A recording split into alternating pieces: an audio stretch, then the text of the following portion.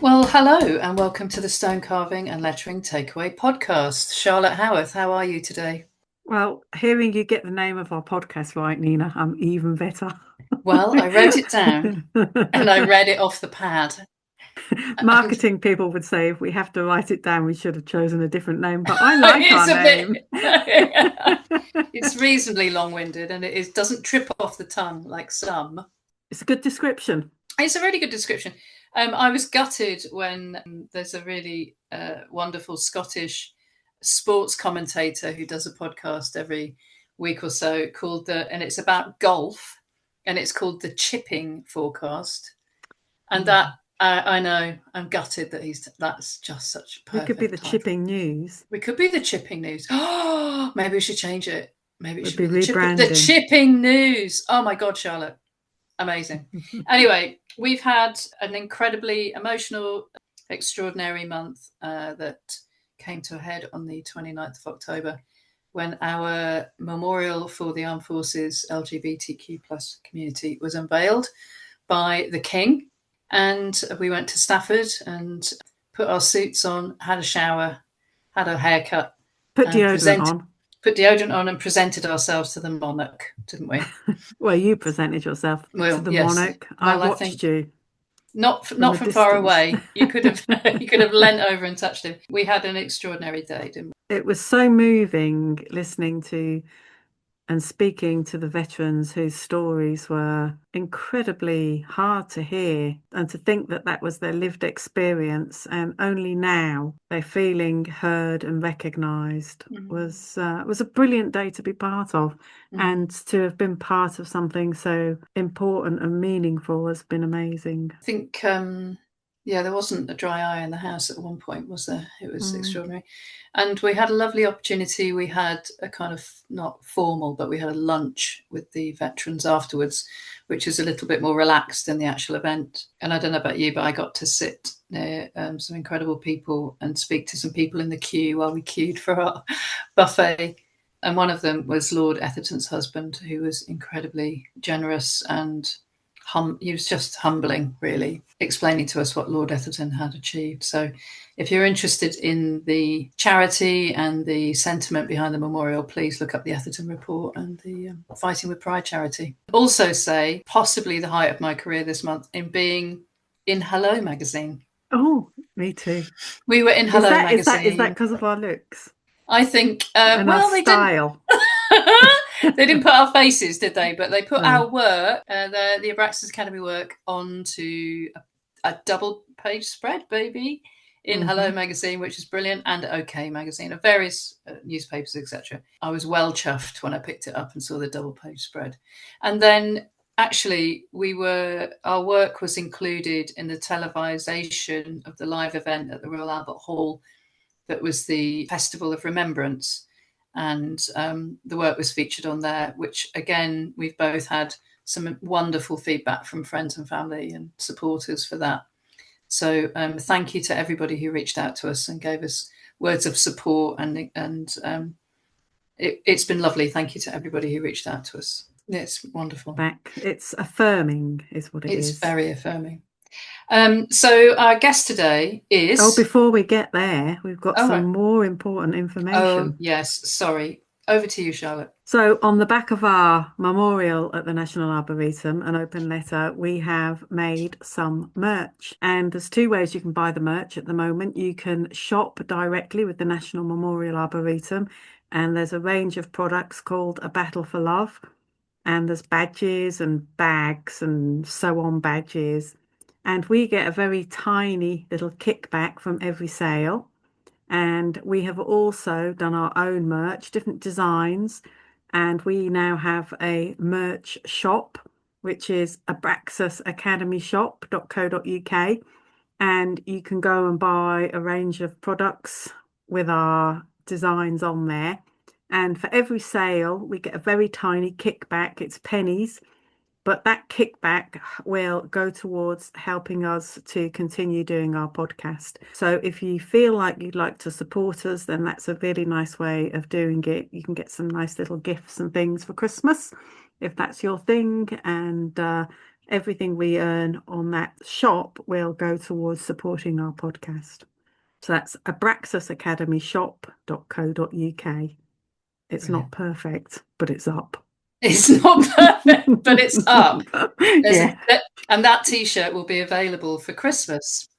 Anyway, we are now going to bring you our interview with Zoë Wilson, who is an amazing and really interesting stone carver that we spoke to earlier in the month. And she very generously gave us quite a lot of her time. And we've just got a fascinating interview talking to her about her work, her approach, and her background. So here we are. Listen and enjoy.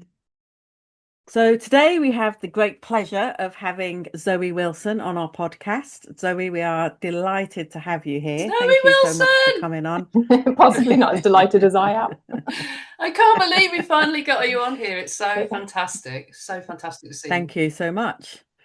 So we're going to start off by asking you, how would you describe yourself to the listeners? Who are you? Just a little nothing bit tricky, about Zoë. yourself. Nothing tricky. I can easing me in. I can manage just that easing one. you into the easy questions there.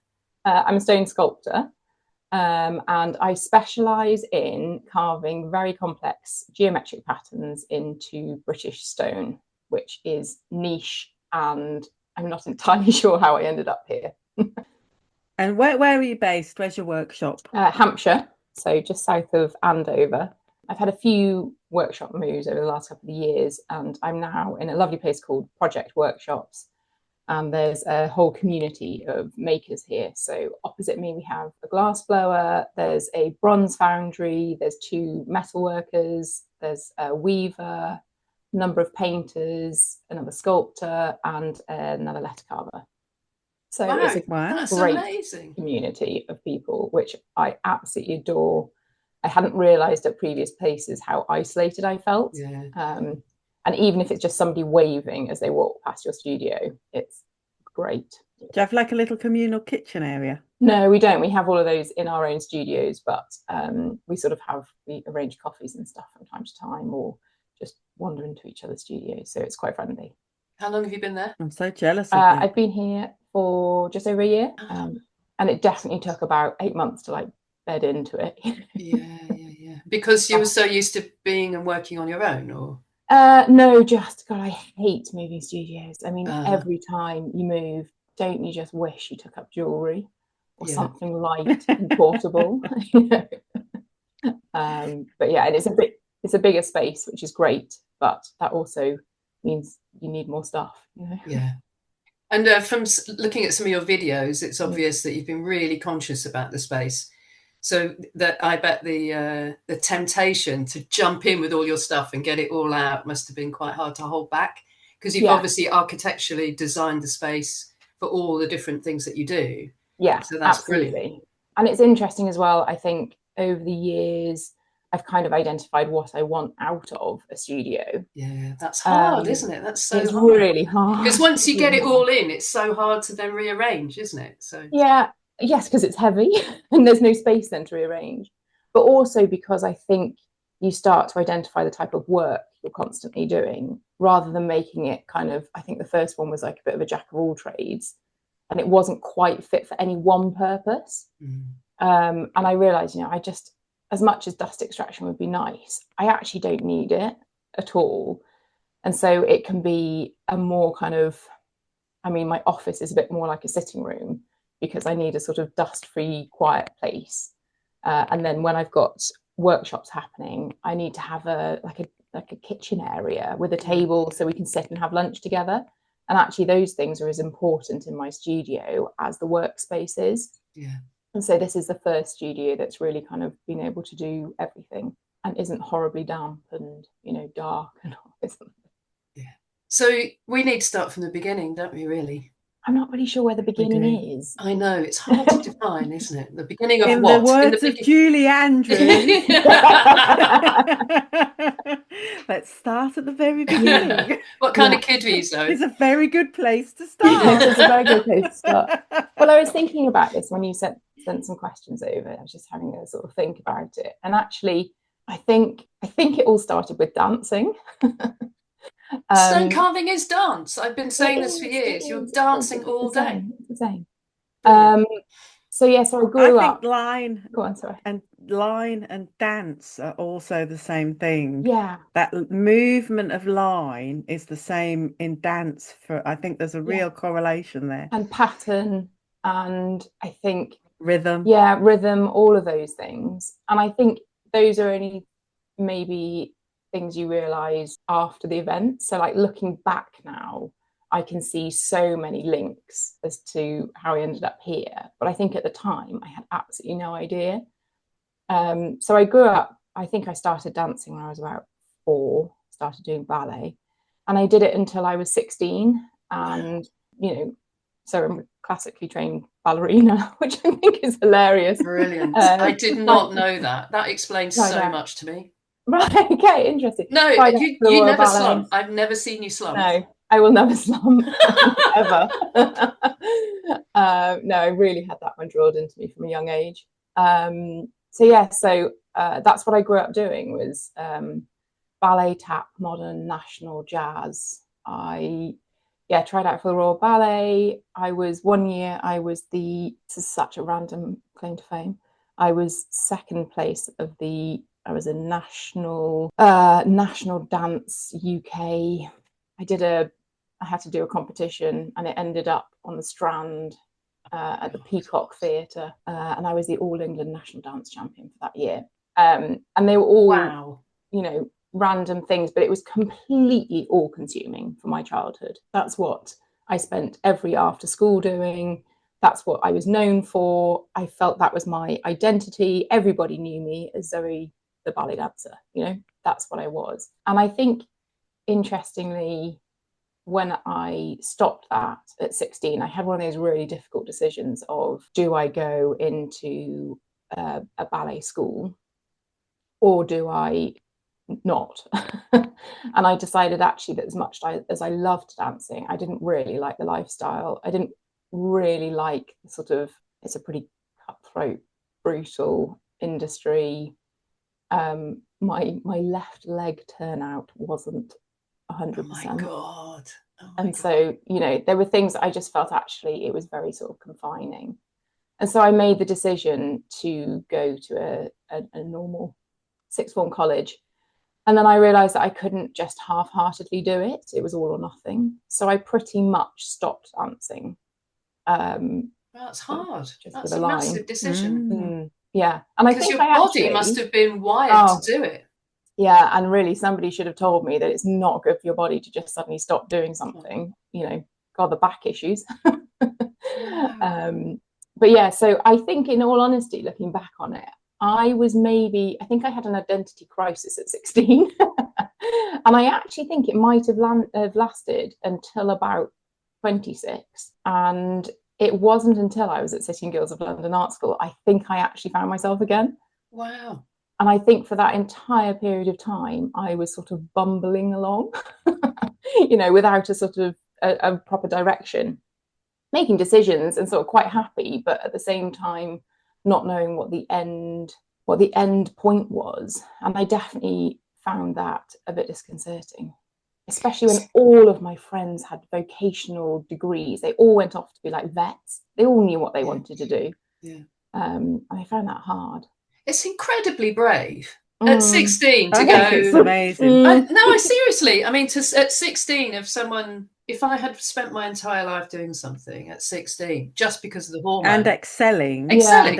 Just because of the hormones, I would have been like, I can't get off this road. I'm not getting off this. I'm going to carry on regardless. I know it's not for me, but I'm carrying on. So to say, actually, this isn't, and to understand the lifestyle wasn't what you wanted, that's extraordinarily mature at 16. Yeah, I mean, you've been around, I was around ballet mums, or, they're the same as like you see on the TV. So, I think it was, it was. So you went to sixth form, and then when I met you, you'd been a stonemason. Yeah. How did that Yeah. how did that happen? How did that happen? So I think I'd always my parents, my dad worked in the bank and my mum was a teacher, but I think they were both repressed makers, if I'm being honest. And so my dad had always got sort of wood making tools in the garage, not carving, but you know, he would make shelves to go in the sitting room, wherever, and everything had a solution, or he would make something to do with it. I remember spending a lot of time with him in the garage, fettling. He also famously loves working out how things work, and really enjoys taking electrical stuff apart, which is not good for their marriage. My mum banned him early on from taking apart anything that was working, because if she bought, you know, she got a new thing, he would immediately want to take it apart to see how it worked. And so he was then only allowed to take things apart that were broken. And then for him, it was the challenge of trying to fix it. You know, anything that's broken, my son knows as well, you take it to Tim and he'll probably be able to fix it, or have a good go anyway. So he was doing that, and there was that influence. And then my mum was very crafty, so we always had a different like painting project going on the kitchen table, or something that she had sort of, you know, dreamed up. She will to this day categorically say she's not artistic and she's not creative, and it's just an absolute lie. And she absolutely adored making dolls' houses. So my dad would make the outside structure and she would make all of the furniture. And she had this mini wooden lathe, and she'd turn these tiny little table legs, and they were beautiful, you know. And she spent a lot of time doing that. So there was always kind of making going on. And again, I didn't realize that at the time, but actually it was very inclusive because it was their leisure time. And when I was listening to your previous podcast with London Stone Carving, it was interesting listening to Amelia saying that because her parents worked as self-employed makers, there was never any time for the children to do it as well, because it was business, you know.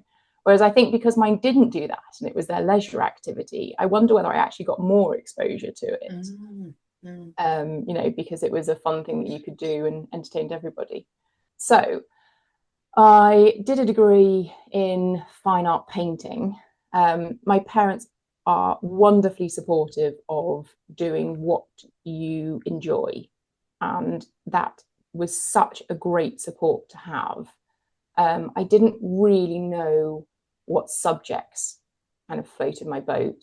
I actually went around universities looking at environmental science and art. And it was my dad who said, I just feel like maybe you don't know. Why not take a year and do an art foundation and see how that sits? So that was what I did. And the art foundation was great advice. Yeah, it was great advice, and they're hugely supportive. The art foundation was brilliant because it was run by a maker. And so where was that? That was in Shrewsbury, which is where I grew up. And it was the Shrewsbury College of Arts and Technology, affectionately called SCAT. And that's unfortunate, but quite sweet as well. Yeah, absolutely. And they had a furniture making department, and I did there was sort of traditional photography as well. And it was a brilliant art foundation, and I thoroughly loved that year. I wasn't quite ready to leave home and go to university either, so it suited me that I could live from home. And so I thought, oh, this is great. Yeah, I want to go off to university and do a degree in fine art. So that's what I did in Birmingham. And that was awful. I mean, such a contrast of, it was very conceptual. And it was all about, you know, why are you using blue? What was the thinking behind this brush stroke? And I absolutely hated it, because what I really wanted to do was I wanted somebody to teach me how to make paint and how to use paint in a traditional way. I actually wanted to learn like one of the old masters. That's how I wanted to learn the skill and the technical side of painting. And the course wasn't that. So because I was taught to never give up on anything, I stuck it out and sort of dragged my way through it. I'm also dyslexic, so the idea of doing a dissertation was just horrendous. Hugely supported by my mum on that one. So I came out with a degree and just vowing never to be an artist. I sort of tried, I know, ironic, isn't it?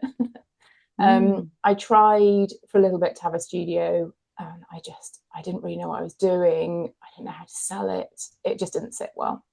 And so I started saying yes to any opportunity.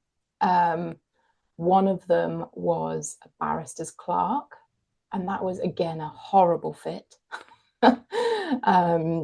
Those are some of the most nerve-wracking moments of my life. And one of them was making granite kitchen work surfaces for a chap I knew from the gym. And so I just said, yeah, look, I could do with a month. That'd be great.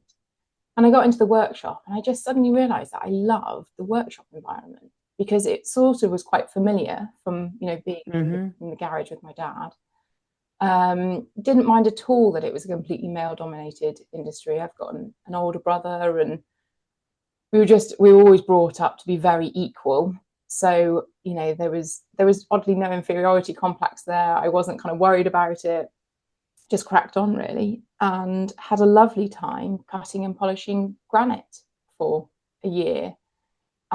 Delighted in getting my forklift truck driving license. I did an evening course in bricklaying, and I was like, oh, this is great, So that was a really good year. I was treated a little bit like a novelty, and I did at one point feel like there should be one of those, the brown signs you get for like local attractions and things. Yeah.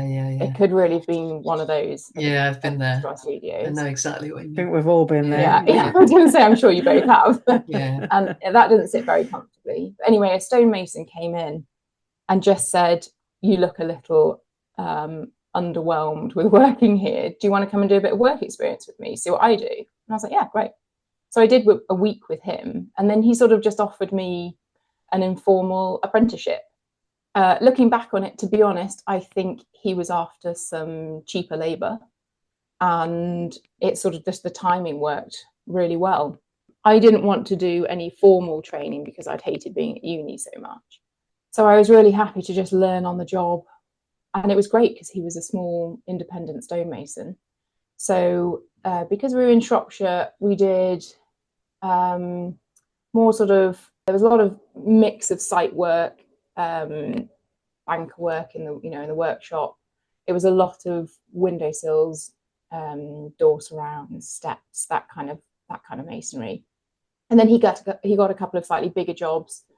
One of them was building an entire facade on a new school in Much Wenlock, and it involved, he was a bit of a wing it kind of guy, and it involved, he had to also crop all of the walling, the stone as well.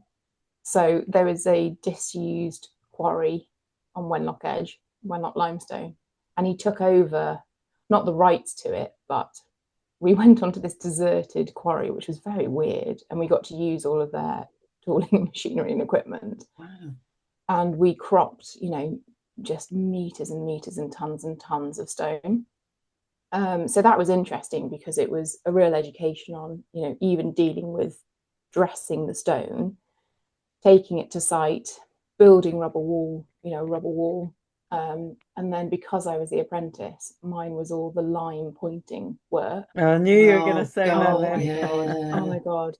And that point where you have to strike it back with your wire brush. I think I've still got scars on my knuckles because you'd strike your knuckles on the stone.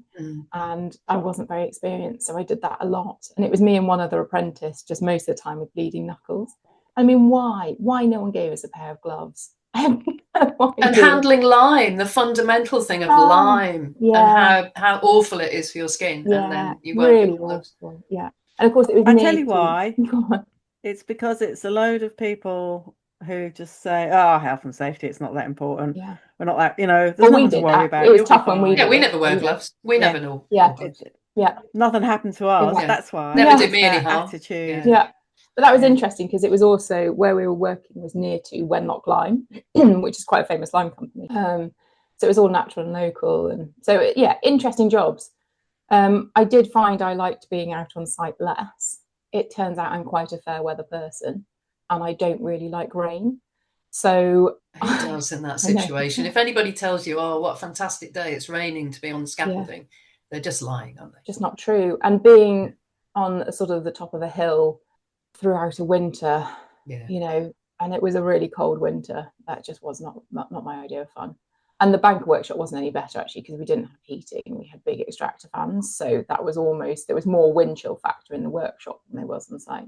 And the noise is always, I find, hard on the, you know. I think sometimes was it a stone, or I've been in big industrial workshops where it's all metal, no natural light, big industrial extractor fans, grinders going on. It is like it's a horrible sensory environment, it is, isn't it? This was actually a slightly smaller one, and it was breeze block. Most of it wasn't painted, so it was just like bare breeze block. And the extracting was actually a chicken fan, I mean, like a chicken coop fan. And so it just pulled all the air out. And so it was like standing in a wind tunnel, which was, you know, great in terms of the fact you never breathed in any dust, but also just so cold. And I remember as well, and again, I'm sure you two will really understand this, that I remember trying to cut a moulding on a fairly long windowsill. And I had to start, you know, 10 centimetres above the line on one side because I was using a 9-inch angle grinder. And it was so heavy that by the time I got to the other end, I'd dropped 10 centimetres. And you're a strong individual. I mean, the reason why, you know, you can hold your head above with everybody in the workshop is that you'd been a ballet dancer your entire life. Well, and also incredibly strong. Imagine, you know, anyone. And I went from ballet into rowing. So I also just carried on. Upper body strength, incredible upper body strength. Yeah, absolutely. So, you know, I knew I could hold my own. And I was also at that point, I was like the fittest I'd ever been, because you're also carrying, you know, way more than you should do health and safety wise up ladders that are just straight up. And of course, because I'm competitive and I don't want to be treated differently, of course I was playing with the boys, and so I was carrying great massive chunks of stone up on scaffolding, and I kind of enjoyed the challenge. You know, it wasn't like anybody was forcing me to do it, but I did, you know, I did realize with the banker work that it was heavy, and I then realized why all the guys I was working with were quite big, burly men. You know, there was a reason. And so that was interesting. It was also an education in how not to run a business. And I found that side of it really difficult, because there was a lot of, you know, oh, it's going to cost you. And a lot of ignoring letters from the bank, and, you know, not paying bills and stuff. And that didn't sit comfortably with me at all. And I think the fact that it was it is such a male dominated industry, you know, it just needs some balance in there. It would be so much better if there was some balance. And the site that I was working on, the school site that I was on for quite a lot of the time, you know, there was me and one other female, and the other female worked in the office. And so it was just such a, you know, you got first dibs on the forklift truck driver if you tipped him the right amount. And it was just ridiculous, which, you know, who was getting prioritized. And so I kind of went about it in my own way. And I quickly realized that the forklift truck driver was the person you really needed to befriend. And because we were dealing with lime and it needed delivering up onto the site every morning, if it didn't get delivered onto the scaffolding, I was having to carry it up in buckets.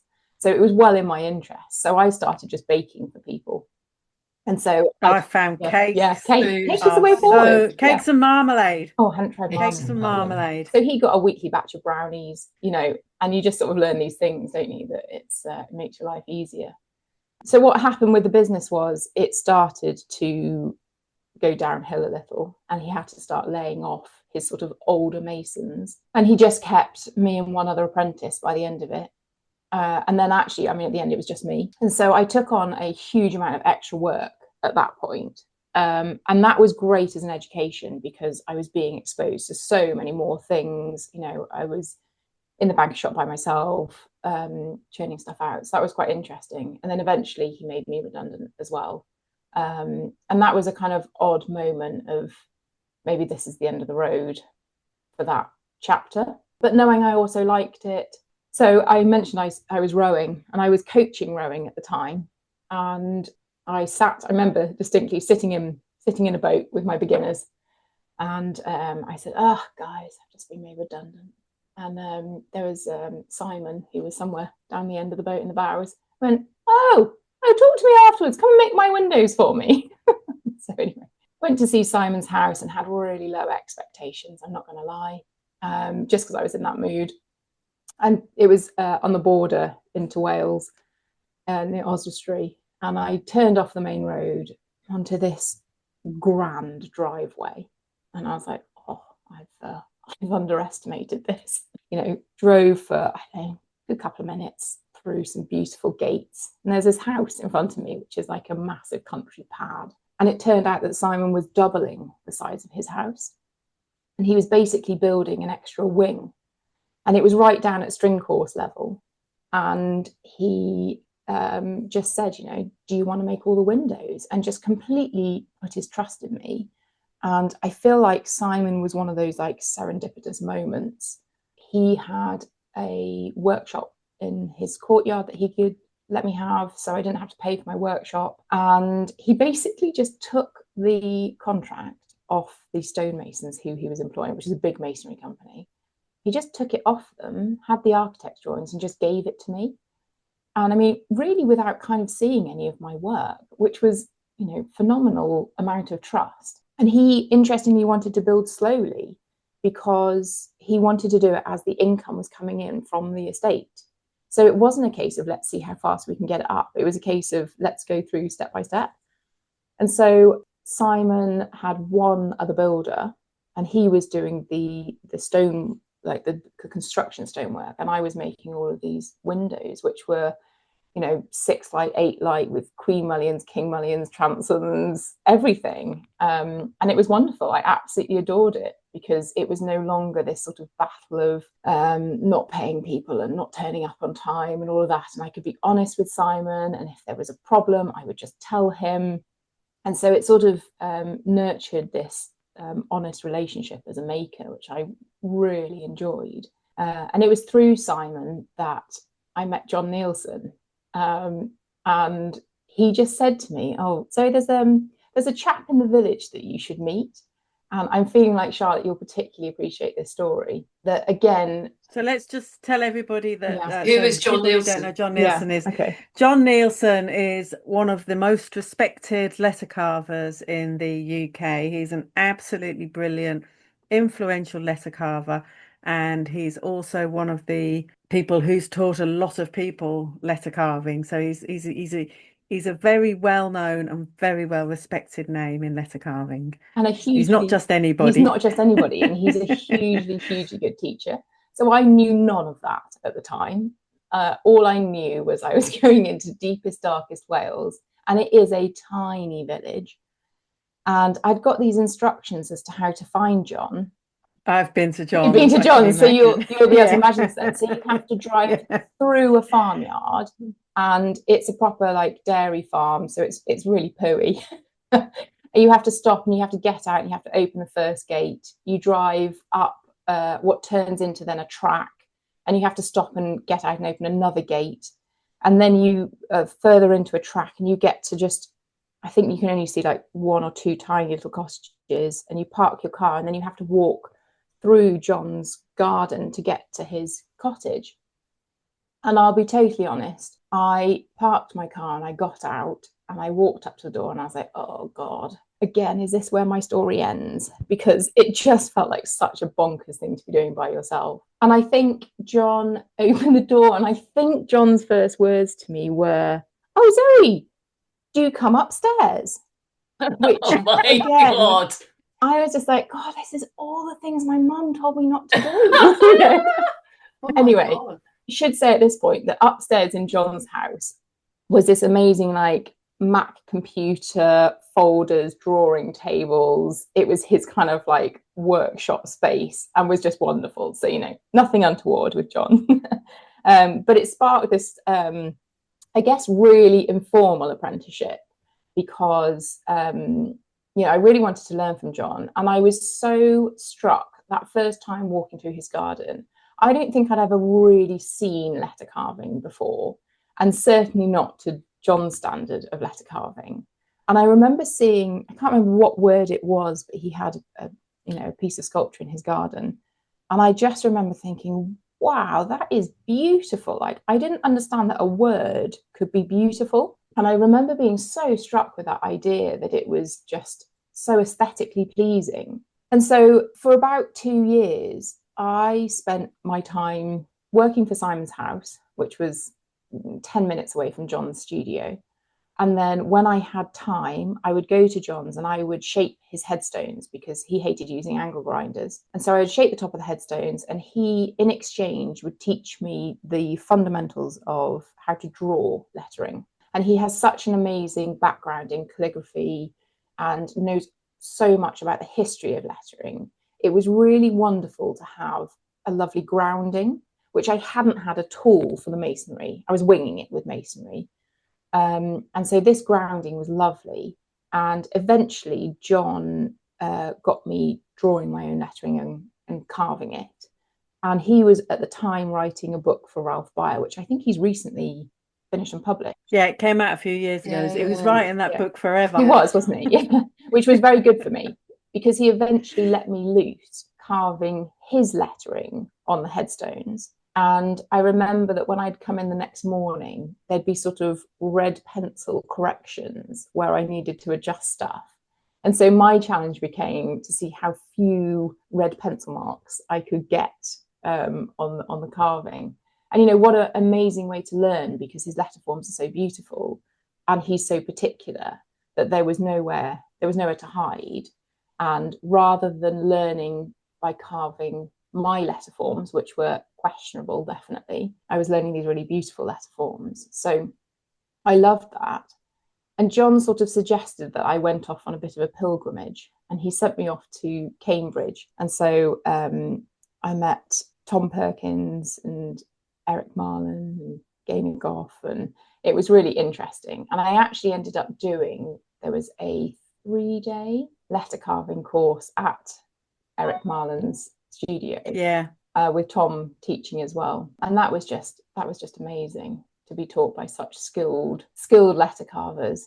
And it was on that course that I actually met Sue Burgess.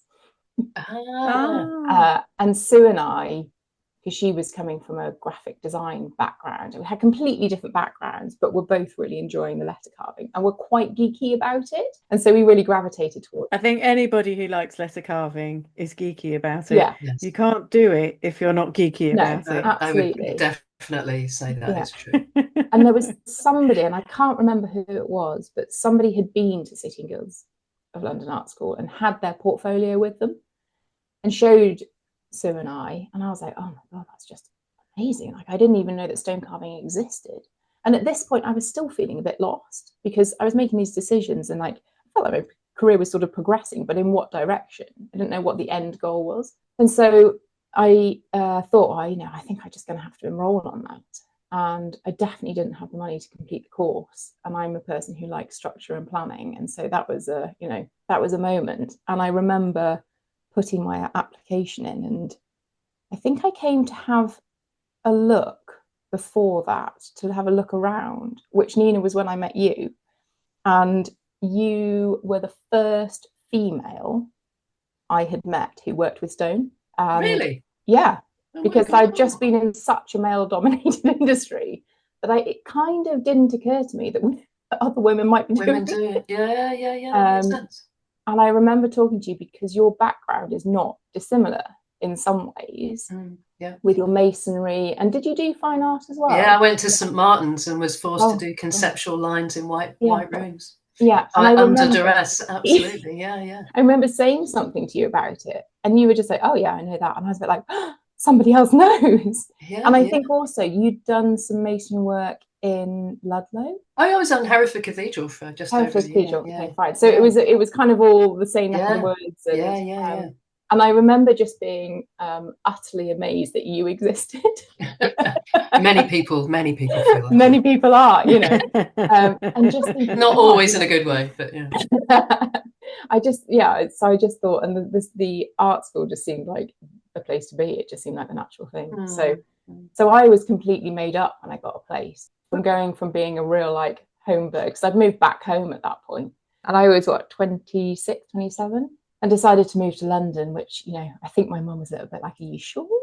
I'm really sure, you know. But I did just decide, it just felt like the right thing to do. So I went off and did it. And again, I definitely had an epiphany, maybe end of year 1, going into year 2. And I remember walking through the corridor and just thinking, oh shit, this is it. This is what I wanted to do. I just didn't know it's what it was. And oddly had a sort of fairly good set of skills coming into it from like a broad background, which meant that I could build on them in sort of all areas. And I think the course is so interesting because it really is very diverse, because you go from your drawing, modeling, you know, yes, of course there's carving, but there's lettering, and there are all these other aspects. And I sort of had snippets of all of them. And I remember it just suddenly thinking, God, I'm Zoe, I'm a stone carver. That's what I am, you know. I was a ballet dancer. I got a little bit lost in the middle. It turns out I'm a stone carver. And I just remember it being really funny that I'd managed to make sort of decisions along the way that had actually, you know, given me a grounding that I didn't know I needed. So did you do 2 or 3 years at City and Guilds? 3 years. 3 years. Yeah. And it was interesting because I was living with Anna Rubinkamp, and Anna is a phenomenally talented stone carver, and also grew up dancing as well. And so we had we also had a similarity with our backgrounds, because she basically did ballet masonry carving. And I was like, oh, there's another one that exists as well, you know. And I realized then actually the women that I was meeting, I was just like, oh, these are all really interesting women, aren't they? You know. And I sort of felt like maybe I'd found my people that I hadn't done previously. That was a really happy time. I hadn't realised you lived with Anna, because they're although you're from different parts of the world, you'd gone through a kind of parallel journey. That's really interesting. Yeah. So you flew through the course. First year, you grabbed absolutely every opportunity. I don't remember you leaving the workshop, to be fair. I think I arrived and you were there, and I would leave and you'd still there. So I don't. At this point, Nina, I also didn't have enough money, and what I'd worked out was how much it cost per day for me to be there, with living expenses as well.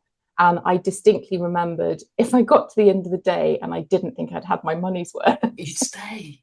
I stayed until I did 8 till 8 every day whilst I was there. That's what I remember. But also teaching wise, I do remember thinking like, right, I haven't had enough instruction today. You know, I do remember you chasing me. I do remember being chased. But I would chase you. I would chase you if I felt you like haven't seen me. I need to see you. Yeah, exactly. Absolutely. And often I wouldn't see you, I think, because it was too enjoyable to see you. So I'd get all the difficult ones out in the beginning of the day. And then I'd be like, it's kind of like having a cup of tea and a sit down. I'll go and see Zoe. But there's a huge pull on your time. You know, you can't have a 5-minute chat with somebody in those situations. No, that's the thing. Yeah, that's the frustrating thing about it.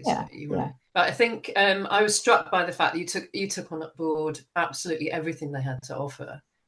And it did feel like, I know you'd already done a foundation course, it did feel like you were doing the stone foundation course in the first year. And in the second year, you kind of, I could see you focusing on the lettering and the architectural reproduction carvings, but you were constantly thinking about what it is you wanted to do. I remember having conversations with you working out what it is, who am I, what do I want to make, what is the future, what am I going to do next? It was always there in the front of your mind, wasn't it? Who is this? Who am I as a maker? Yeah. Where is this going to go next? And I think your final year showed, well, it proved your ambition, because it was enormous. You know, you chose an enormous stone. Yeah. And actually the entire show was a kind of masterclass in everything the college had to offer.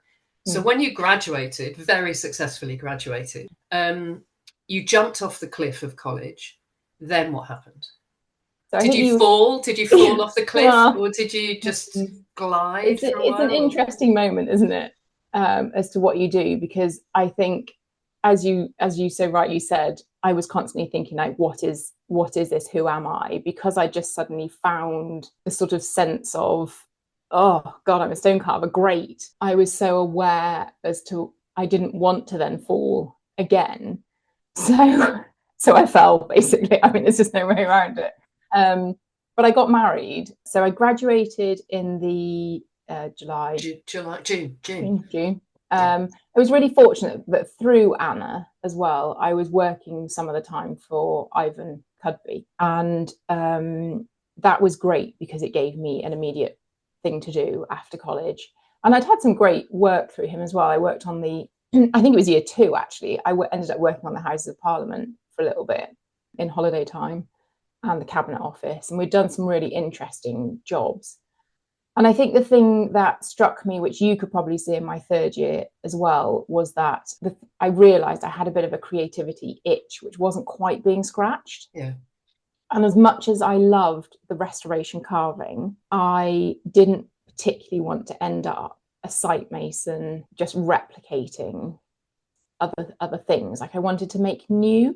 And there's, don't for a second think that isn't a wonderful, huge respect to masons, or to carvers doing that, because it's not an easy job. But I think I didn't really want to use angle grinders. I didn't really want to be on site, and just this little kind of creativity thing that just was like niggling. So got married in the October, and my husband was in the military at the time, and he had a posting to Brunei in Borneo. And so we left 2 weeks after we got married, which was just such an odd time, because I went from having sort of suddenly found this identity and being really comfortable in a male-dominated industry, standing my own ground. Finding your family and finding my family, finding my people, to then being in this weird military goldfish bowl where I didn't really exist as a female. I couldn't do anything in the country without him being with me, and there was no stone. There was also no kind of history of any buildings, and we were in the middle of a jungle, and I also really hate creepy crawlies. So, oh God, that would be the thing that would do me in, creepy crawlies. Oh, they're awful. So I had this really odd time, because you weren't meant to work, because I didn't have like a visa. It's a dry Muslim country. Yet at the same time, you're sort of in a military bubble. So we could have booze in our houses, and we did. But also, it's a Gurkha regiment. So I was in amongst a Nepalese community more than a Bruneian one. But the Nepalese community is very different as well. And I wasn't really sure. I'd said yes to going, but Phil's question to his boss had been, was the shipment that we were allowed to have, was the shipping container done on weight or space? Oh my God. And thankfully it was done on space, because ours was heavy. So you took stone. You took stone. Oh my God. Brilliant. I took stone with us over us taking a sofa. I took stone. And I had a sort of small workshop. There was an outbuilding in the house, which was actually the cleaner's quarters, but we didn't. And so, I sort of tinkered around with things, but I was really lost as to what I wanted to do. And I think partly because City and Guilds is such a broad spectrum, I remember thinking, how on earth do you build a website for who you now are? Like, what is your marketing strategy for that breadth of I can do you a bronze head or a headstone, And I sort of tinkered with a bit of pattern and a bit of colour. And then amazingly, fairly early on, the CEO, the chief officer of the military over there, of the Gurkha regiment, approached me and said, "Zoe, I gather you're a stone carver. The Gurkha battalion is leaving Brunei. They swap one Gurkha battalion with another one. We're leaving, and we need a leaving gift to give the Sultan of Brunei as thanks for our time in Brunei. Could you carve us something?" And I was just like, yeah. And so I carved the 1 RGR, which is the Gurkha battalion. I carved their cap badge into a piece of marble that I had with me. And then they translated their sort of slogan into Malay. And I carved the lettering underneath it and gilded it. And then I painted it. And that was their gift to the Sultan, which I presented to him, which was a very unusual experience. And then I was like, "Oh, so interesting that I'm not allowed to work, yet you've just paid me to produce something." And of course, it meant then that the whole community, including, there was a lot of shell expats as well, so including all the oil companies, all then knew that I carved.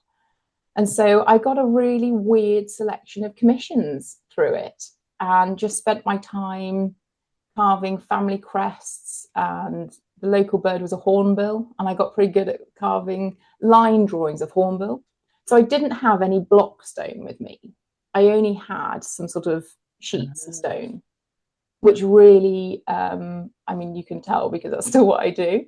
But I enjoyed the sort of almost drawing and then carving what I'd drawn, or sort of low relief stuff. And I think looking back on it, it's probably where the geometry started, because there was just so much in the decoration on the buildings around me, but also in the absolutely amazing natural geometry going on in the rainforest, you know, the sacred geometry, the big palm leaves, and, you know, it was absolutely incredible. So it was a real high and low experience.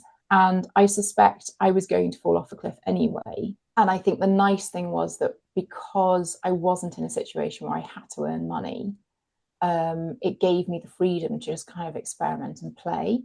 And I think, you know, I'm hugely grateful that that's the position I was in, because I think it let me kind of rediscover who I wanted to be and form my opinion as to what I wanted to make. So that was a 2-year, interesting 2-year experience. I didn't realise it was 2 years. That's a long time. Did you come backwards and forwards, or were you just there the whole time? Yeah, and it turns out that I've discovered this more recently. Every time I came home, my husband thought I wasn't going to come back. And I didn't realise. Well, I see you in 2 weeks. Yeah, absolutely. I'll let you know in a week. Yeah. I'll let you know in 2 weeks. Because I've been taught you stick these things out. And it wasn't like we had a problem. It was just, the situation just wasn't for me. I was also kind of bored as well. And I'd gone from, the course in London, it's really intense. And it was super 8 to 8, 5 days a week, 8 to 8, yeah. And I had that structure. And to then suddenly have no structure and kind of no purpose either, it was a very odd, it doesn't sit comfortably with me, that. Love being busy. It definitely helped shape that part of the journey. So you came home after 2 years, and did you come home with this burning, you've had 2 years to sit and list exactly what you're going to do when you hit the ground in the UK? And did it work out that way? No, because I was pregnant. You came home pregnant? I came home 8 months pregnant. So you hit the ground, you had a child. Jesus. Yeah, I bounced on the ground because I was that big. But no, I came back because we knew we didn't want to have him over there. And my husband also knew he wanted to come out of the military. So with military precision, we sat down and worked out when the most ideal time to have a child. And for us, it worked out. And so we had Hugo in the January of 2019. And you are absolutely right. Like, I was chomping at the bit to get carving, but it worked really well because the military do this amazing shared parental leave. And my husband also had terminal leave as well. So I was out carving with a very tiny baby because Phil had him inside. So it was fine. And because I was at home, it meant that I could just carve, a couple of hours and then, go in and it worked really nicely. But my first workshop there was a bin store in a military house. It's not glamorous, but it was great. I just remember any space, isn't it? It's like space, you'll make space. Whatever you've got work. Yeah. And for me, and if that's what you've got, that's what you make. Yeah. And because Brunei had been, even the weather is so oppressive because I don't know what the humidity is, like 90% humidity. You couldn't go outside without sweating. And I'm a redhead. I'm just not designed for heat and sunshine. So coming back and it being fresh and cold outside, oh God, that was wonderful. And we had such a lovely kind of entrance back into the UK of just, there's no cafe culture in Brunei either. And so I remember just loving having, there's no bacon either. So we went out for breakfast most mornings because we could walk and it was lovely. And that's what we did. So that was a really nice bit. But I'd had this idea of this geometric piece, which is sort of like little pyramids. And I couldn't really work out how you made it. So it was really accurate. When I had Hugo and I couldn't immediately carve, I remember sitting with him and in my head, I was working out what the process was to be able to do it. And I was just going through the carving in my head. And I remember almost that feeling of like I was walking, because it was all a V cut.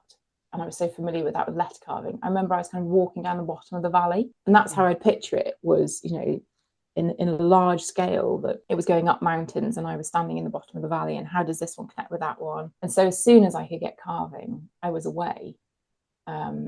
And I just have carved geometry ever since. And I think I've found myself and my artistic voice whilst doing it.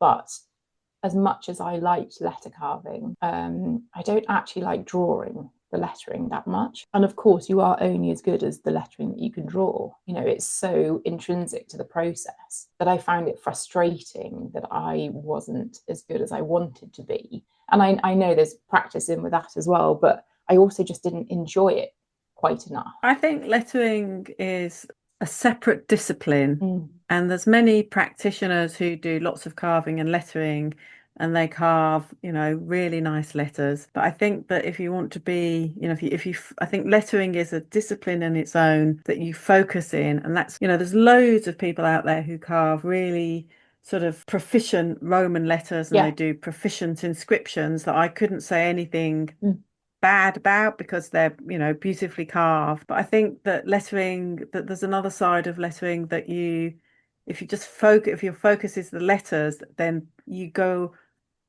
so much further than just that perfunctory inscription, you know. And I think you probably recognize, I think from what I'm hearing about you, Zoe, is you don't want to do anything at a level that's okay. You want to excel. And I think you understood that if you wanted to excel in something, that had to be your sole focus, which is probably, you know, that's what I'm hearing. I think you're absolutely right. And also from having learned initially from John as well, who was just so at the top of his one of the best. I really didn't want to be proficient. I wanted to be excellent at it. And I think looking back on it now as well, pattern has always been such a strong part of my life. Also, maybe it's the dyslexia too. You know, lettering in general just doesn't fill me with joy, and never has done. It's always been something that's been sort of a bit difficult. It's difficult at school, you know. So I think the pattern was just such a relief, and it is my form of communication. And interestingly, whilst I don't quite sit in the lettering community, that's actually how I feel about it, is that it's, in a sense, it is how I communicate, and the things, the concepts that I now realize are so important when you're making are actually all to do with the pattern and how the geometry is formed. And the precision of lettering. I see that in your carving. You know, you are probably the most precise carver out there now. You know, there's no room for error in any of your work. And it's really interesting to me that, you know, the conversation about going to art school and them asking you, why did you use blue and what does this brush stroke mean? Actually, I could ask you now, what does that line mean and how does that feel and blah, blah, blah. And you could answer it like instantly, but you just had to find it. You had to find why the concept matters to the maker. And it's an education, isn't it? It's a language you have to learn the importance of. It is like finding things you like to read. Some people like biography, some people like fiction, some people, you know, like puzzles. If you throw it all at a kid, you know, like I don't see the point of this at the moment. It's because you haven't had enough stuff gone on. And teaching and technical training, I think, for a lot of makers, artists, is so important as the gateway to enjoying the thing. Well, I think it also gives you confidence in your own abilities, and then that allows you to go and experiment because you feel that you're just allowed to do it, I think. I always think it's a bit like cooking.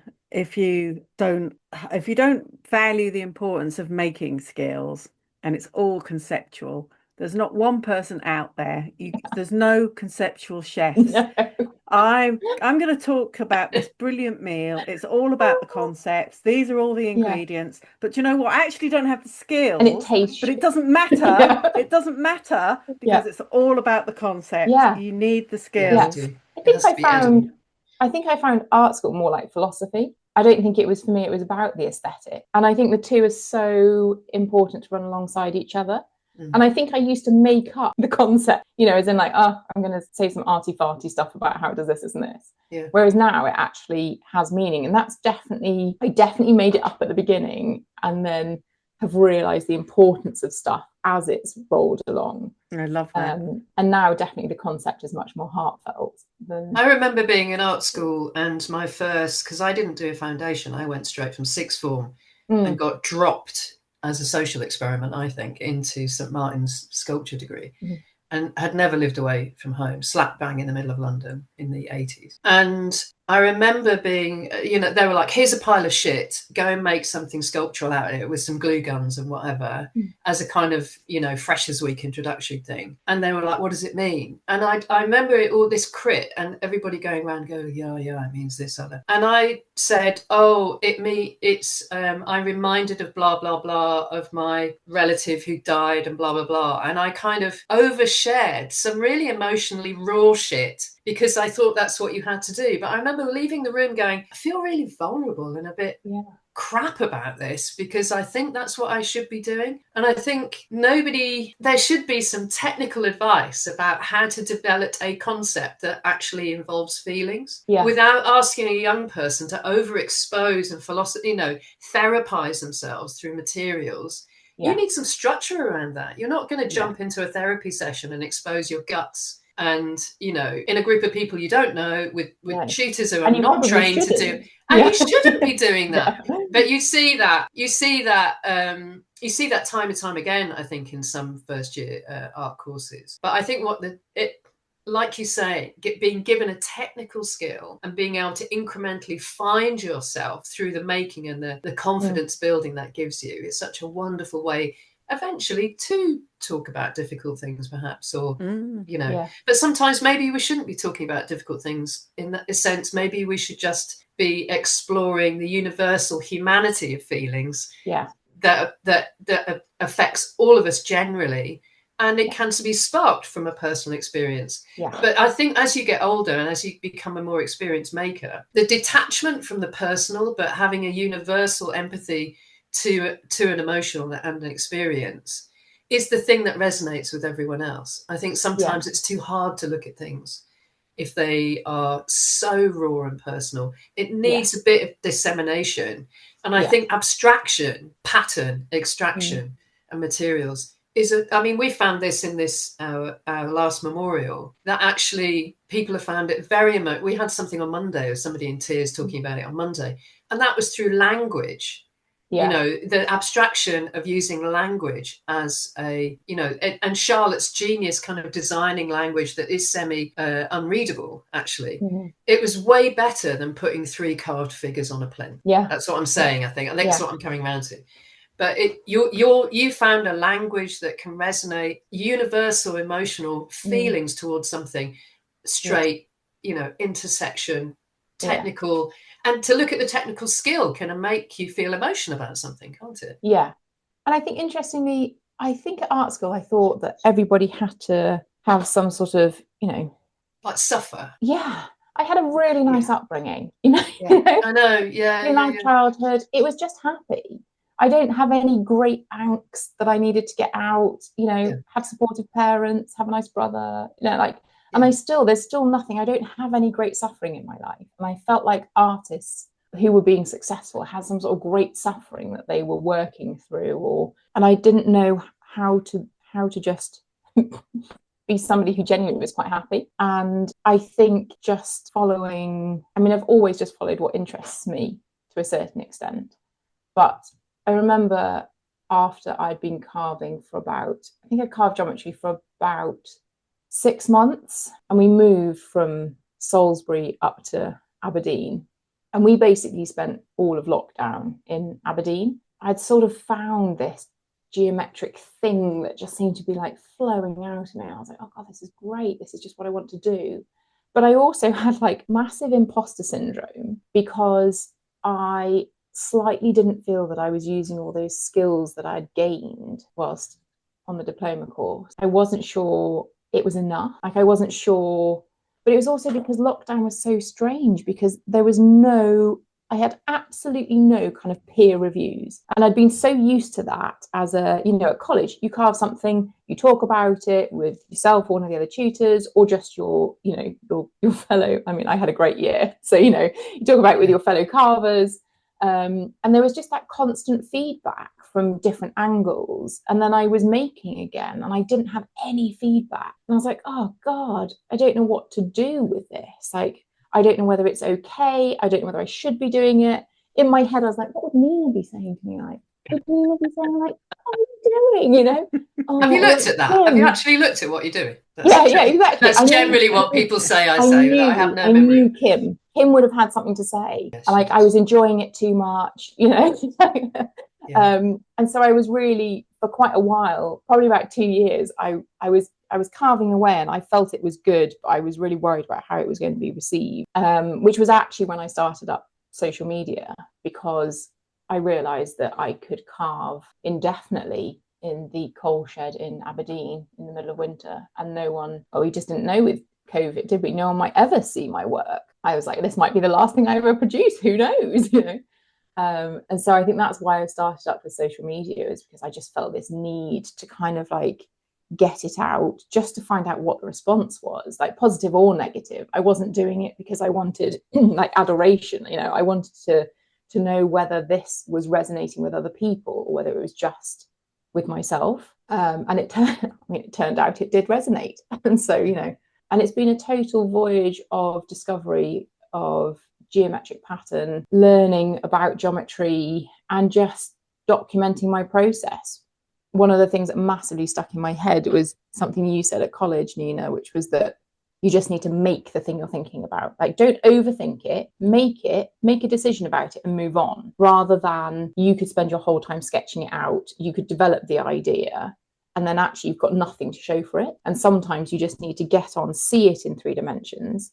And particularly as well, because stone takes such a long time, like I don't make a maquette or anything. I just have a pattern and I just directly carve it into the stone. It's like a voyage of discovery, really.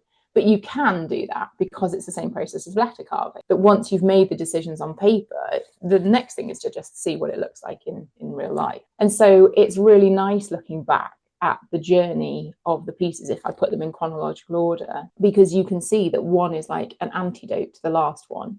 If the previous one was all straight lines, the next one's got curvy lines in it. And you can see the complexity increasing and what I'm interested in.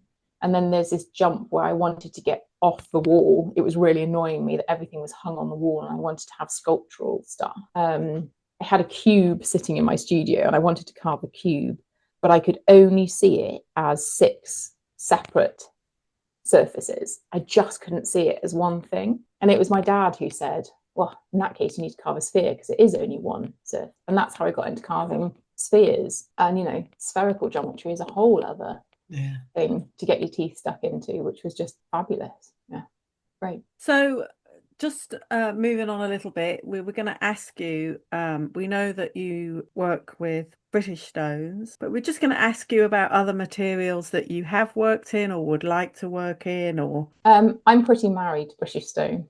And it was because of that 2 years living abroad. I was homesick. It turned out it was less for the people because people came out to visit me. And it was for the green and pleasant land. I just really love the UK geography and countryside. It's where I grew up. It's where I feel comfortable. And what happened was that first carving I did when I came home was in Welsh slate. And I'd carved all sorts whilst I'd been away, but carving the Welsh slate just reminded me of being at John's. But I also grew up not far from it, and it was like coming home. And I didn't. It's a beautiful material. It's such a beautiful material, and it is my absolute favourite stone to carve. And I didn't realise that you could have such an affinity with a material. And actually, that is really what being a maker is your relationship with your tools and your material and how you manipulate it. And so, yes, there are wonderful stones around the world. Who knows, at some point I might do. But for me, carving the stuff that's your bedrock and that's really close to where you are, or, like Course Hill sandstone is not far from where we were in Scotland. And I seem to love now collecting the stones of places we've been. Really want to have a go at carving chalk, because we're in a chalk area now. And maybe that will inform what my work looks like. But yeah, the British stone is definitely a kind of fundamental thing at the moment to my practice. I also visited Carrara in Italy and Pietrasanta. And in fact, I went to see Julia Vance at Studio Sem when she was at Studio Sem, and I just was horrified by what they physically done to the mountain. I thought there was snow on top of it until I realized that actually I was looking at a marble quarry on top of a mountain. And I just thought, God, we're shipping it around the world. It's just like so environmentally unfriendly. But actually, why not celebrate British and and everything that's local to us? And it just really resonates with me. And again, for this kind of concept behind it, it's really important for me to have that connection with the stone. So yeah, who knows? Maybe I will, but at the moment, it's British stone through and through. And what other stones? What British? So you work? We know that you work with slate. Yeah, Portland. Slate, Portland, Course Hill sandstone. I've recently carved Marnhull, which is, I think it's a bit further west than where I am now, into Wiltshire. That's interesting. Bathstone. I actually haven't explored enough of UK stones. Like, that's my next thing, is to actually try out more of the stones around the UK. I carved more when I was working with John, like more of the Yorkshire sandstones and things. But yeah, that's something I'd like to do, is explore more British stones. We have a really rich history and diverse range of British stones to carve, but it's increasingly difficult to get hold of them. Because the quarries go out of business, or they get taken over by different companies and they close them down, or they stop producing the type of stone that we would want to carve and use it in a different way. So things like Hornton Blue is a beautiful carving stone that Henry Moore used quite a lot, but I don't know if you can still get that. I mean, it's a really beautiful limestone, quite varied in its, mottled in its colour. Really beautiful Hopton wood. Is difficult to get. You probably love Hopton wood, but the Hopton wood that you get now isn't the same as the stuff that was quarried sort of when Henry Moore was carving. That was a beautiful creamy coloured material. But now the Hopton wood that you buy is much paler. And over the years, I've stopped using it for external works, which I don't think you have to worry about so much. No. So, and it's a constantly changing landscape of what materials are available. I mean, it's definitely that with Welsh slate as well, isn't it? There's one quarry and one particular type of Welsh slate that's my favourite. And I know even that is difficult to get in larger pieces. It's I sometimes think these decisions are forced upon us, aren't they? What we, and maybe that will mean at some point that I do move into other stone. I'm not sort of so married to it that I wouldn't change. It's just that's important to me at the moment, I think, is the build that stock up. So okay. And also, I mean, you have a voice, you have a very large social media, presence and followers. You've got a UK reputation now and global reputation. I mean, it takes people. And I say it's brilliant? Yeah, it's brilliant to see a young female carver get that reputation. It's a fantastic achievement to see you doing well, and I think no easy feat for somebody to do that. No, and I think I probably have the same love-hate relationship with social media that everybody does. And consistency, posting and all of those things is never easy. Sometimes it's a bit of an odd thing. I sometimes get stage fright and I find I don't post for a while because I feel it carries too much. There's too many people. And also it could take over your life, presumably. You have to have a balance, because these things must take so much time. Like managing it. And I know you said to me, you just have to treat it like a business. You have to spend X amount of hours in your working week dealing with the side of the business. It's like doing admin. But as you get more and more successful in that sense, the temptation for it to take over and over and over. And next thing you know, you've only carved for a day and a half because, you've got a family, you've got responsibilities, you've got a business, and you've got clients. And suddenly the joy has only been like half a day. Yeah, and the social media is really weird because it's a bit of a popularity contest. Because, you know, I don't make any money out of Instagram. I probably could monetize it in certain ways, but I'm not massively interested in doing that because I like carving.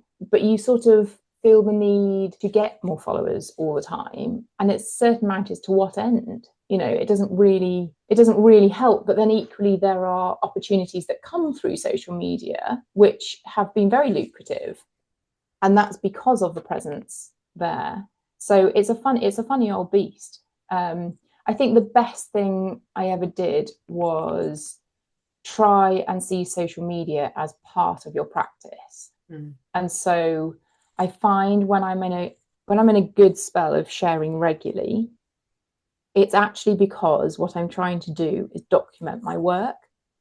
And when you see it as that, sometimes posting on social media holds me accountable to maybe carving like a little bit longer or finishing a piece, because there's this push of, I said yesterday I was going to share that today and I haven't done it yet. And sometimes I need that in the studio when I'm by myself, is to have somebody else to be accountable to. And actually, by posting on stories what I'm going to do maybe one day and then following it up the next day, actually I think improves my practice. And I think when social media becomes something that you're actually using as a tool for yourself, it's easier to include it in your day-to-day, and it becomes less of an arduous sort of thing that we all have to do now. Yeah. The other thing I wanted to ask you, collaboration is obviously has become, and it feels like it always was, but collaboration has become a huge part of your practice, and you've collaborated with many different, from high-end fashion to interior designers to workwear designers. You know, you've worked with people, and I've found that really interesting to watch, because what's really interesting, even with the kind of fashion wear, the practice and the objects are front and forward. You know, it's about this, and this is secondary. I love that. How's that worked, all the collaborations? Yes, in most, a few of those have come from Quest, because also a Quest scholar, and there are some fabulous opportunities through them. So a few of those have come that way, but actually that has probably been predominantly where the social media has stepped in, because of a significant following. People then want to advertise their brand with you. And, you know, there was a couple earlier on which maybe looking back on it weren't the best fit for me. And I realised that it's to do with your brand identity as well. And if you're going for British handcrafted, you also need to check out that the company that you're going to be working with has a similar ethos to your own. And it's interesting because for me, the social media is very much about my work. I understand that I'm part of that, but like you say, it's the work more than me. It's not my personal social media channel, it's my business one. And so any collaborations I've had, I've seen very much as being mostly what happens is they want to draw a comparison, or they want people to draw a comparison, that the thing they make is steeped in tradition and highly crafted and usually British. And so I think it makes sense for my work to be forefront and centre. But they also love the process. And, you know, I couldn't be happier sharing the wonderful process of stone carving and really making it large. You know, I think the timing hit really well with lockdown and COVID. I mean, not that COVID timing ever could hit well, but I think the fact that people had so much time and were able to say, oh, what do you do with all this time? And actually, you know, hobbies were able to come forward and making, and we started to place this value on actually handmade. You gain a lot as a person making it, and then as somebody viewing it, you can gain a similar sort of thing. And I think that's the part that I'm really interested in now, is that my practice is good for my soul. You know, it's meditative, and in a very fast-paced world, it gives you a chance to pause And what a luxury to be doing something that's slow and mindful, and it's difficult and it's challenging, and there's no undo button. And I think all of those things are just such a gift for me. And I think the collaborations have sort of come out of that, really. And they're really exciting and fun, and it gets me out of the studio by myself. And you know, I've enjoyed all of them for different reasons. But yeah, an interesting part of the social media has been that, definitely. So I think we're left with two questions. I think Charlotte would agree. The first question would be, where's Zoë going now? You know, where do you see your business? And you know, you're clearly a planner. You're clearly a planner. So I can't believe that you don't have like a 5-year plan. I have a sister-in-law who constantly has a 5-year plan that's being updated. And she does very well with that. I'm not that person. And the other one would be a top tip. So first of all, what's the plan, Zoë? What's the plan? The plan. It's going well at the moment, which is nice. It doesn't always, but I'm definitely on a bit of a on a good phase at the moment. The thing I'm really interested in at the moment is I've been working with Ben Levings, who Nina you know well. God, I love ArtScan 3D. We'll just give him a little name drop there. And I've been 3D scanning my work so that I can play with scale, and I can then have limited edition casts in Jesmonite I use a lot. And one of the things I've been discussing with Ben is making something go large and having it cast in bronze, because I'd love to do external sculpture. I don't actually think I want to change the scale that I carve at. And I fought with that for a little while. It's mostly because I don't want to get an angle grinder out. But actually, what I would love to do is see it go large through the process. And I love using, you know, the new technology. I think is fascinating and exciting. And I think as makers, we should be embracing it and finding ways it can complement your practice without removing the humanity. Yes, absolutely. I'm with you on that. That's and really Ben, refreshing. of course, is the perfect person because he gets that. So he's always, you know, he's always pushing that forwards. So going big and going outside. And going small, I'm in the process of doing a range of miniatures because I would also like it to have an accessible feel to some of it. I'm forever striving to get into London galleries and challenge the fact that stone carving can sit alongside a more sort of fine art sculptural platform. That's always a slight uphill battle, but you know, it's going in the right direction. I'm delighted I've got a solo show on at the moment with a local gallery. And I've had 2 of my pieces accepted into the ING Discerning Eye exhibition, which is at the Mall Galleries in November. So delighted with that one. Hopefully try and keep the momentum going. I was really interested actually when Sam Lee said, I don't know if we've made it yet, but what is the sense? He said something about what is it to make it? What is it? Yeah. What is it? When do you make it? And I realised that I keep feeling like, oh, I haven't made it yet. And I think it's actually just enjoying. He hit the nail on the head. It really resonated, that part about maybe it's just enjoying the today and enjoying the process. So I think I mean a certain amount of world domination, don't get me wrong. Yes, of course. And just to get stone carving and my work out there and known, so that the tradition carries on and people understand the importance of making anything by hand. Well, that sounds like an incredible, doable, already on the way, optimistic and wonderful plan. So I don't think Charlotte and I have any doubts that's going to happen, do we, Charlotte? Definitely not. Definitely not. The top tip. What's the top tip? Yeah. The top tip is to enjoy every day. That's a good top tip. Yeah. And if your day-to-day isn't working for you, try and make small changes so that it works slightly better.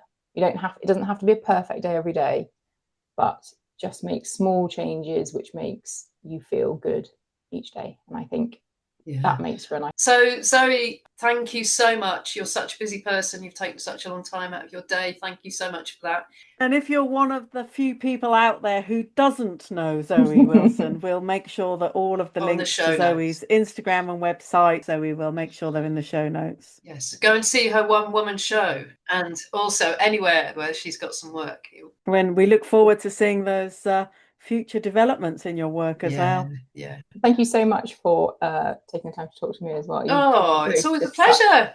You are both such amazing women in the stone industry, and it's such a pleasure to talk to you both, and for you to be doing this podcast. I think it's hugely wonderful. So thank you. It's basically so we can talk to people like you, Zoe. So thanks for being so lovely. Have a fabulous day, and I'm going to turn my Instagram feed on to see what you've been up to.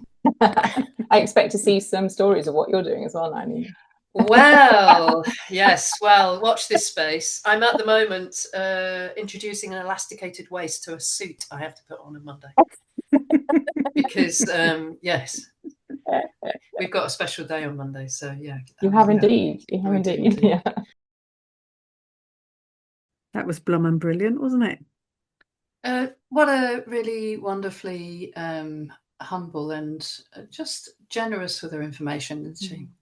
And really hardworking. That level of dedication came across. That determination came across very strongly, doesn't it? I didn't realise that she'd had so much training. That her early identity was as a dancer, a ballerina. So well, she's not the only one who did ballet, who did stone carving. Yes. Did you do ballet? Absolutely. Did you? Oh my God. That explains quite a lot to me. Again, like Zoe.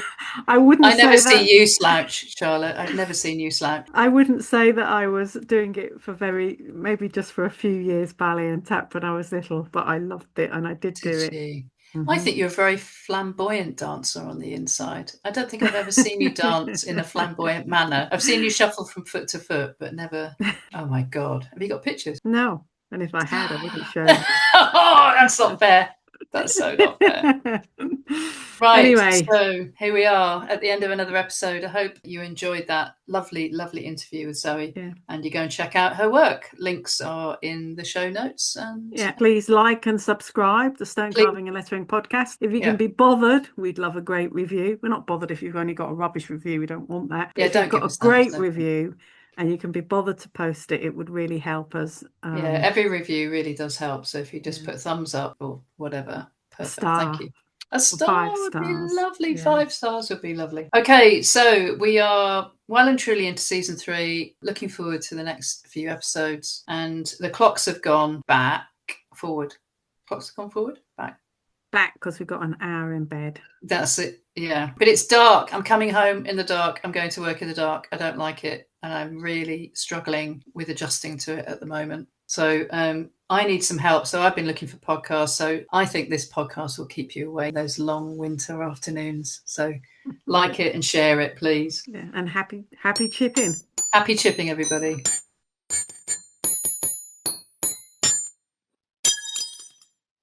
Bugger.